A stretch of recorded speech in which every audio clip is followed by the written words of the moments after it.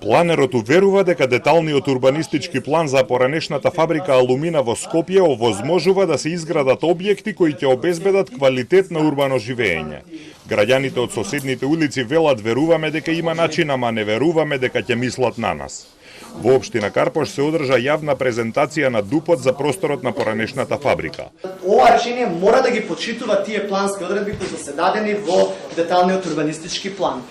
Во конкретниот случај, чисто само за анализа, имаме 40% изграденост на двете локации.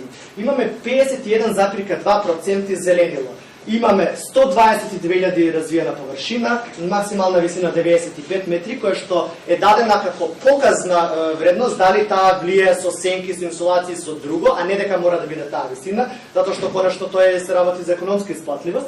Веруваме дека може, не веруваме дека ќе се направи, велат жителите. Им пречи на соседите, еве. Втора работа, дали сте виделе дека човек со попреченост не може да помине со својата количка таму? Зошто?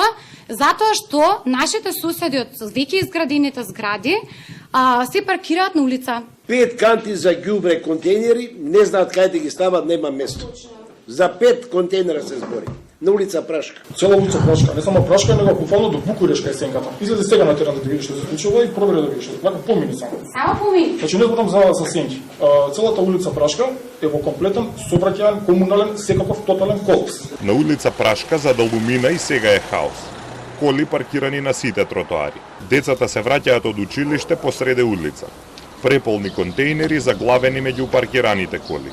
Куќите наспроти десеткатниците и сега едва и го гледаат сонцето. Преполно со паркирани коли покрај тарабите на Алумина. Како ли ќе биде кога ќе ги изградат зградите, прашуваат тие. Советничката група на ВМРО ДПМН најави дека ќе го блокира донесувањето на ДУП-от. Земјиштето кај Алумина го купи компанијата Пуцко Петрол на Асмир Јаховски, син на пратеникот Исмаил Јаховски од ДУИ во 2020 за 18 милиони евра, односно 24 милиони евра со сите даноци и давачки. Фирмата сега си нарача урбанистички план за просторот на кој сака да гради стамбено-деловен комплекс.